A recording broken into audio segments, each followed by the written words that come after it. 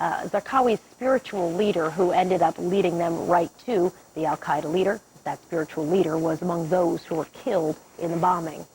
Morning, welcome back, everybody. I'm Soledad O'Brien. I'm Miles O'Brien, special edition of American Morning, obviously this morning. In just a few moments, we expect to have a briefing from one of the generals on the ground there in Iraq who will give us further information, sort of shed a little bit more light on how this military operation went down. As soon as it happens, we'll bring it to you live.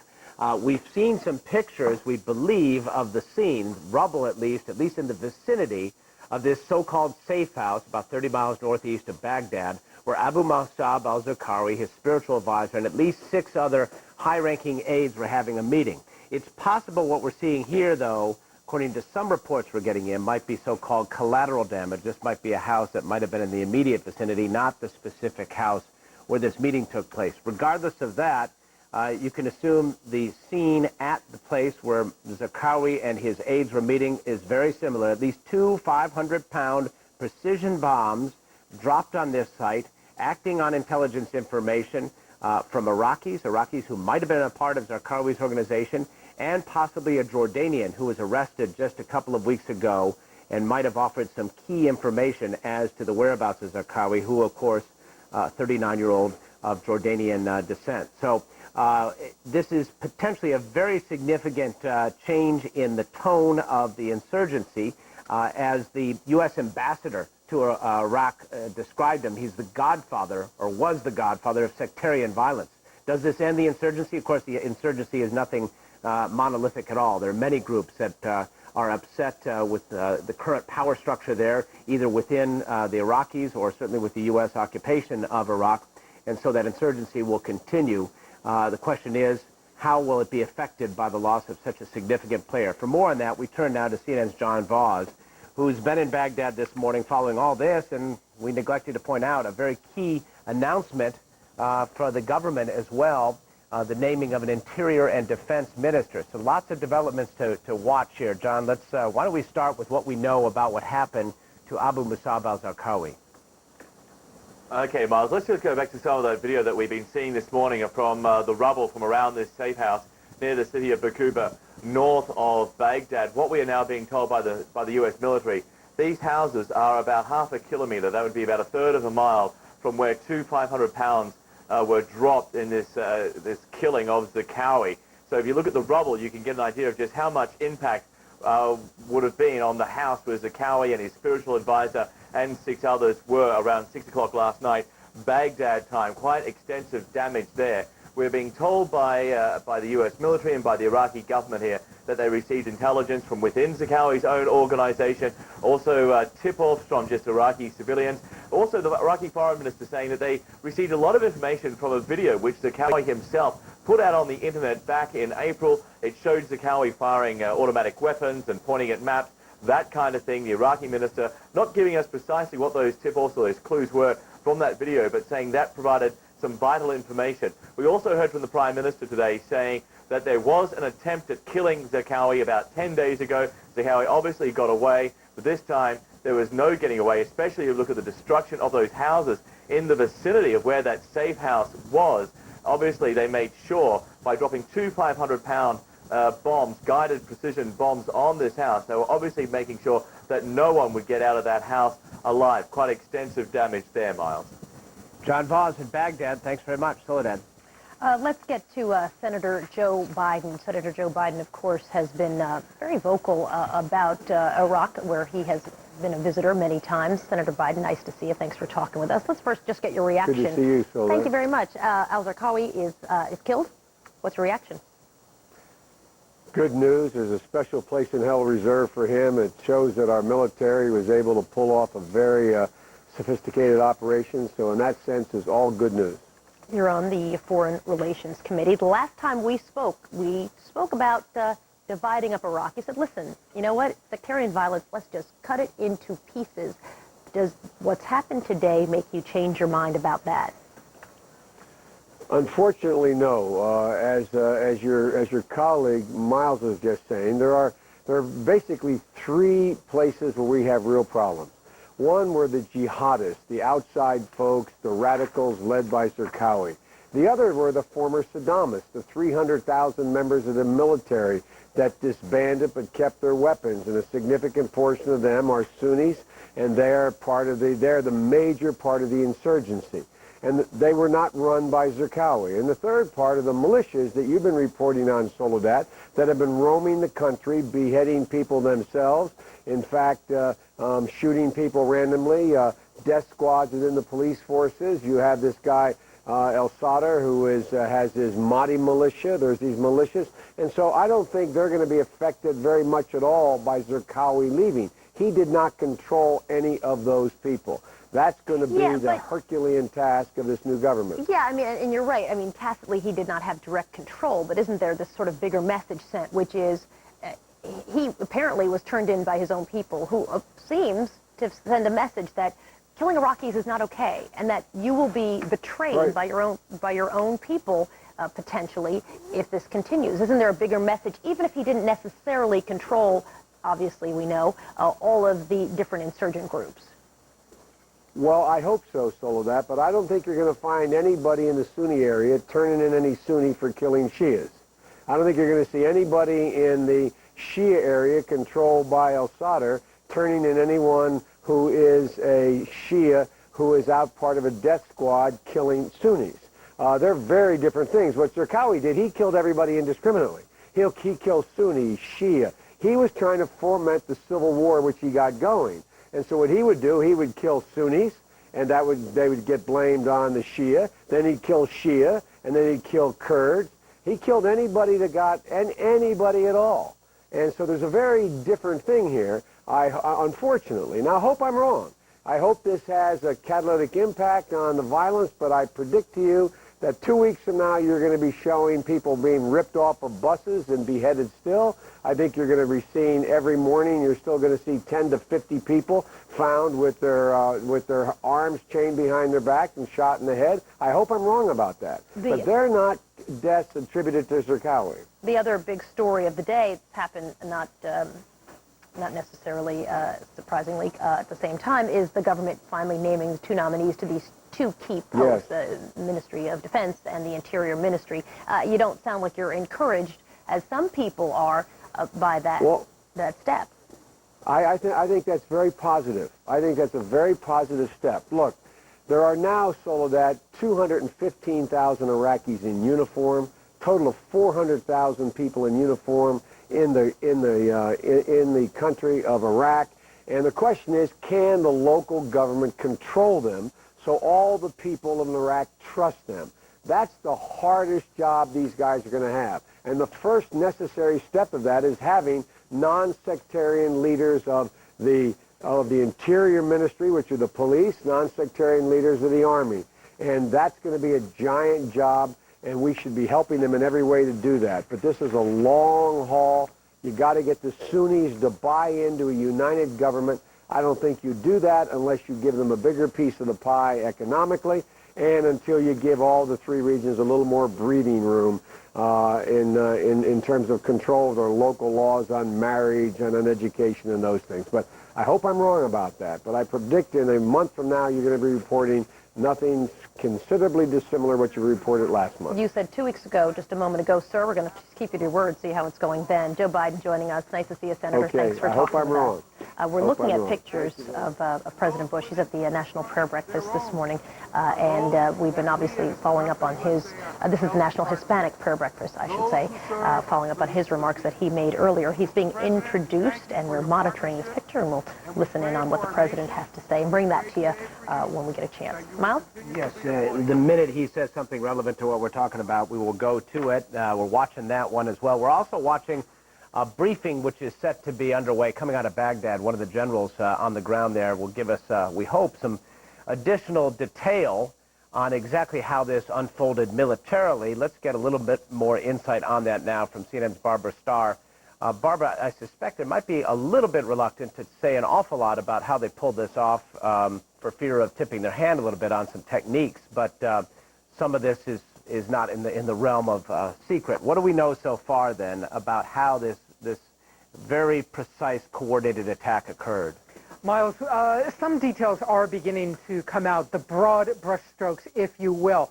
What we know now is that it's been over the last 2 weeks or so that U.S. intelligence was getting more and more information about the potential location of Zarqawi. We are told that they had a number of tips, human intelligence, if you will, coming from the people in Bakuba and around that city that they believe Zarqawi was near there. One intelligence official is saying it was all coming to a climax over the last 2.5 weeks or so. So inside the U.S. government, inside the intelligence and military circles, there certainly was some very close hold effort underway and a lot of optimism that they might get him.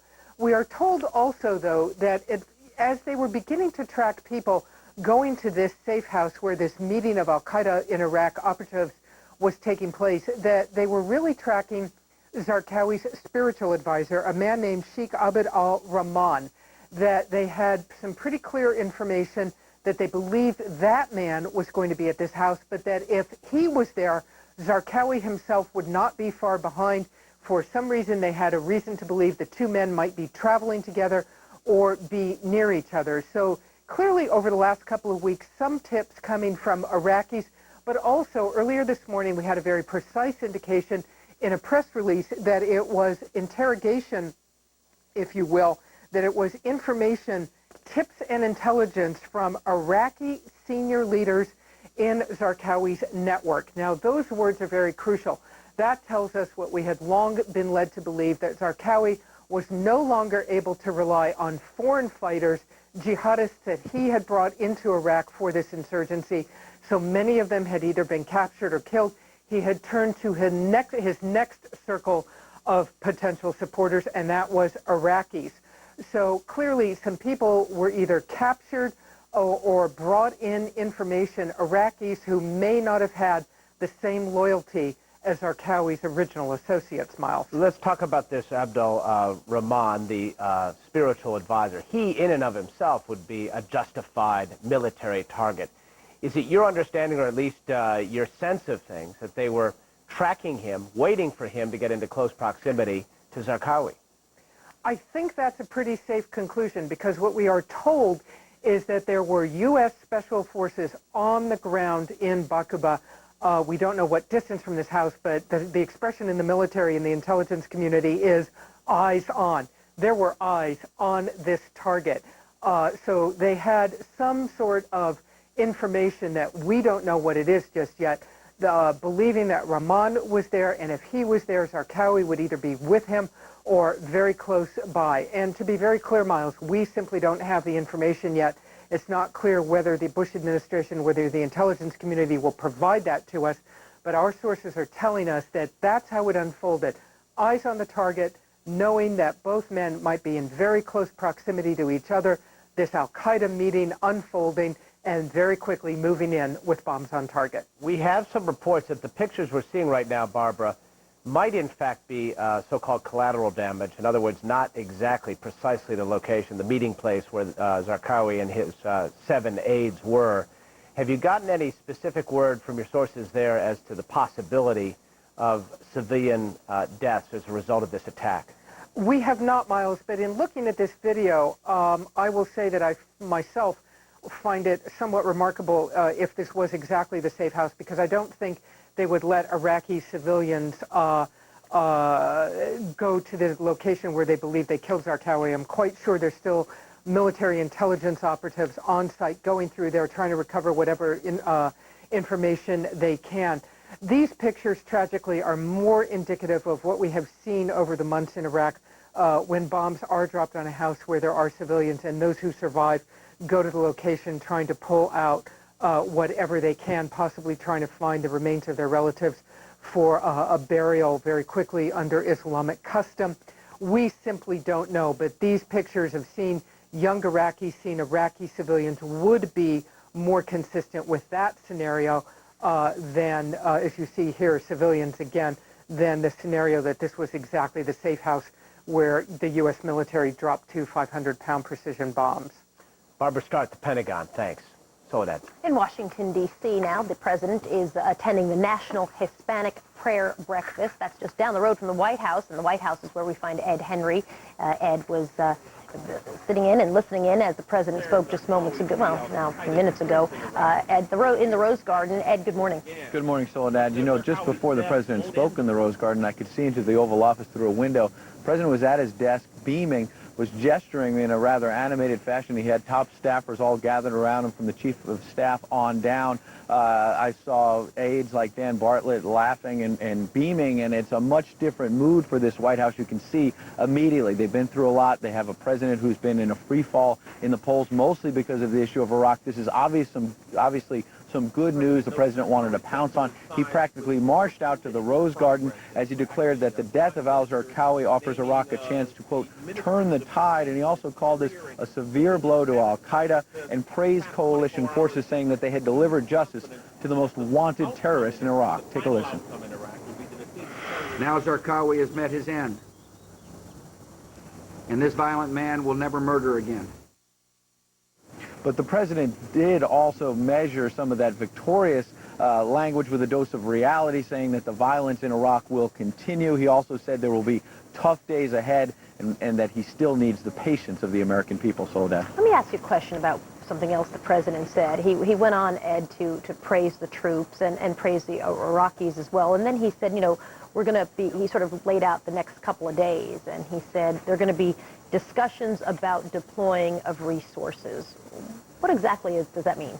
It was a tantalizing moment there. He obviously didn't go into much detail, but to fill that out a bit, we know the president is leaving early, in fact, this afternoon to go to Camp David. He'll be meeting tomorrow with the president of Denmark, and then he announced in the Rose Garden that on Monday he'll be having a big meeting with his national security team at Camp David, and noted that the new Iraqi ambassador to the United States would be joining that meeting at some point, and that there would be some talks. Obviously, that is going to get some people wondering whether, if some of the violence does dissipate, whether or not we will be redeploying U.S. troops. As the president has said over and over again, that's going to be a decision made by commanders on the ground, not politicians here in Washington. But he certainly seemed to leave a little bit of a hint there that this good news could go a long way down the road. But I think, obviously, his other words, cautioning about not getting ahead of ourselves and cautioning that the violence will continue and that there will be tough days ahead, also suggest that he's not going to rush into deploying U.S. troops and getting them back home just yet, Soledad. Ed Henry at the White House for us. Ed, thank you. Thank you. Miles?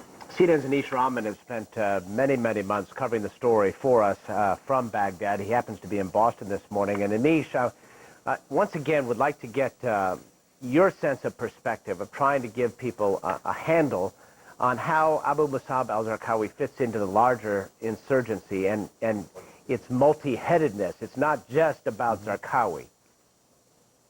It is not, and in fact, the vast majority of attacks that take place among the insurgency in Iraq are done by homegrown terrorists that are there. As we try and gauge what the impact of this will be, it will likely, in my opinion, be in the political realm. What sort of practical blow this will deal to the sustained insurgency, we'll have to wait to see. It is unlikely it will deal a fatal blow to the violence there, but this is a huge moment for Iraq's government, a moment that has momentum, perhaps for the first time at this level since the elections, the first elections that took place in January last year. As we mentioned, not only the announcement that Zarqawi has been killed, and you see there Iraq's new prime minister alongside the U.S. ambassador to Iraq, but also that the two key security posts of interior and defense have been filled. Iraq's government is now complete, and those posts, which were seen as essentially the most important posts aside from the prime minister, have been agreed upon. So this gives the Iraqi government a chance to rebuild confidence that I saw erode over the year that I was there as they bickered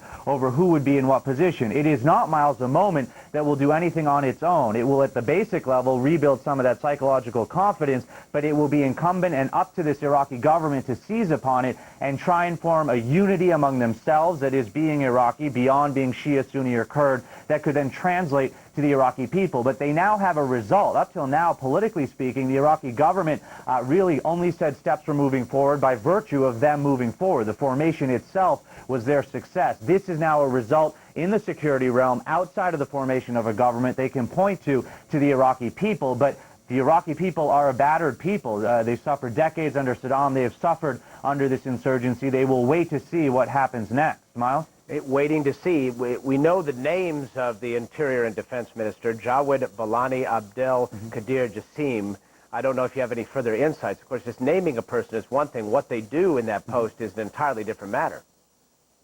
It is. The Interior Ministry, we know, has gone to a Shiite. The Defense Ministry has gone to a Sunni. The previous Interior Minister, Bayan Jabor, had widely been linked, at least reportedly, it was never admitted, but understood by Iraqis to be linked to one of the largest Shia militias in Iraq. We heard from Senator Biden earlier that the insurgency is one thing, Shia militias are another. Zarqawi really was the sole face of the insurgency. To be rid of him is a huge blow to Iraq's insurgency, but one of the impending problems, and there are many that this government faces, are the Shia militias. A step towards dealing with that, it seems, has been to replace Jabor as the Interior Minister, someone who was widely seen as controversial, as bringing down the credibility of the Iraqi government. So how this Interior Minister is able to really eradicate Iraq's security forces of the militia influence and establish a security force that sees itself as Iraqi and not as its ethnic components. Miles? You know, the term unity government is used a lot, and you mentioned an attempt here, at least, to put Shiites and Sunnis together in a government. Is it happening in a way that is truly successful, and are the Iraqi people responding to it in any way? Well, I think we're a far ways from knowing the answer to that. The government still has huge issues that are unresolved. The Constitution still can be debated. The regional sovereignty of the Kurdish areas, the Shia areas, the Sunni areas has not been resolved. The Sunnis want a central command in Iraq because they have the least natural resources in their areas. The Kurds, of course, want more autonomy in the north. The Shia have some suggested the same. So unity government was a good first step. It brought everyone to the table, but it is merely a label unless that can carry through to the actions that the government takes. Prime Minister Maliki has huge issues that will have to be dealt with by this government, and whether that unity can withstand the differences that are likely to re-emerge is what the big test will be politically for this government. Now, this gives them the momentum, as I said, and they have to seize upon this in order to rebuild that confidence that has been lost among the Iraqi people. Miles? Anish Rahman, good insights. Thank you very much. We'll be back with you in a little bit. Soledad. Let's show you a quick shot of a podium in Baghdad. We're expecting a briefing from Major General Bill Caldwell of the multinational force in Iraq. Of course, we are hoping to get more detail about exactly what happened in the sky and on the ground in the location when al-Zarqawi was killed. First, though, let's get right to Christian Amanpour. Christian, we only have about a minute and a half before they bring this briefing. We think. That's what we've been told. Christian, of course, is CNN's chief international correspondent. You know the story that we've been hearing, of course, from Anish. The government's big move today would have been the main story had al-Zarqawi not been killed. That's exactly right, and for all the reasons Anish has been talking about, it's vital that the Iraqi government be able to turn the corner from what is a factional, religious, and ethnic-based situation there right now, and be able to make it a government of the people, of all the ethnic groups, and to be able to make Iraqis really have a contract with the political process rather than with their individual militias. I think we're looking forward very much to hearing from the American military commanders in Baghdad about the actual details of the operation to get Zarqawi. It's vital that they got him. It's not the end of the insurgency by any stretch of the imagination, but deals a significant psychological blow and probably to an extent, at least in the short term, an operational curveball anyway. I think what's also really interesting is the part that the Jordanians have played in this. We've heard from several of our correspondents talking about some of the help that Jordan gave. Of course, Jordan highly motivated. Not only is it on the border of Iraq and has so much of the exodus coming out of Iraq right now, but Jordan was one of the first targets of Zarqawi's people during the summer of 2003, right after the invasion of Iraq. Its embassy was blown up, people were killed, and then just last year, Zarqawi exported his terrorism and attacked those 3 hotels in Amman, killing somewhere around 60 people. So Jordan highly motivated to get this man and to get at least some element of this insurgency, particularly the one that affects Jordan, out of the picture. But it's going to be a long slog, as everybody said, and I've really been struck today by President Bush, Prime Minister Blair, all the leaders from the leaders of the military on the ground, how while reporting the good news that Zarqawi has been killed, have been much less triumphant than they have in the past about some of these announcements they've made, cautioning that this is not the end, that it's a long, hard slog and a long, difficult road ahead. Way we're expecting this briefing from General Caldwell out of Baghdad this morning, and again we're showing you some shots. Apparently they've got some audio difficulties and they're sort of working on that. So let me ask you another question. I think it's very intriguing, Christian, and maybe we'll hear more about this in this briefing, that it looks as if al-Zarqawi's own leadership, the people underneath him, are actually the people who turned him in. Well, yes, and that's what Barbara Starr was reporting, having listened carefully to the initial press statements from Baghdad, that they're saying that, at least in the initial press statements, that it was Iraqi leadership within the Zarqawi movement that may have provided the crucial tip-off. And of course that is important. If I remember correctly, it was Iraqis around Saddam Hussein who finally provided the tip-off to him being captured all those many months after he was deposed. Of course that's important because in any counterinsurgency struggle, which this is now, and it's been going on for nearly 3 years, it's a grueling counterinsurgency struggle against an enemy who is infinitely adaptable. Every time they come up with something and the Americans or the British come up with a countermeasure, these people come out with a countermeasure. So crucial to deny them the support and the security and the hideouts amongst the public. And if it is true that Iraqis within his leadership are those who provided the crucial tip-offs, well, that's an important development. All right, Christian, as we wait a few minutes, as they keep saying to us imminently, this briefing, the military briefing, which should hopefully answer a lot of the questions that we have about the details, which I am sure are going to be just fascinating. Of course, imminently can mean in a moment, or it can mean in a really long moment. So we'll continue to talk. Oh, they're giving us a 2-minute warning. So we'll continue to talk for a couple of minutes while we wait for General Caldwell to come out and let us know some of the details.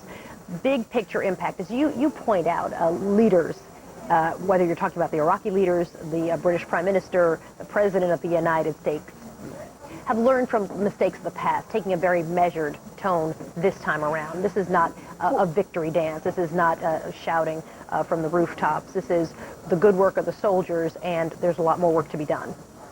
Yeah, and an important step in the process. But of course, you know, we've sat through in the past, over the past several years, time after time, the leadership of the United States and Britain and others.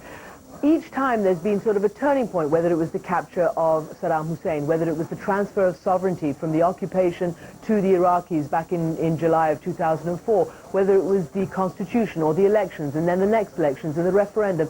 Each one has been touted as the turning point that could bring down the level of violence, and it simply hasn't happened. The insurgents have been, as I say, adaptable. They've continued the struggle, and not only that, now we have insurgency on the Sunni side and death squads, revenge squads, vigilante, militarism and militiaism on the Shiite side. So it's a majorly sort of twirling, whirling cauldron of violence that doesn't immediately have a solution to it. The big solution obviously is going to be the political one, because this new government in Iraq must convince its people somehow that the future for them is with the political contract and not with the militias and not with seeking their own individual revenge and security. But people there, you know, have seen the security situation collapse over the last several years. Many simply don't know who to turn to for security, and hence this vacuum creates the perfect opportunity for these political parties supported by their militias to take matters into their own hands. And that is contributing to the dissolution of the possibility of a united Iraq and a united political system. And that's what this new government is going to have to reverse.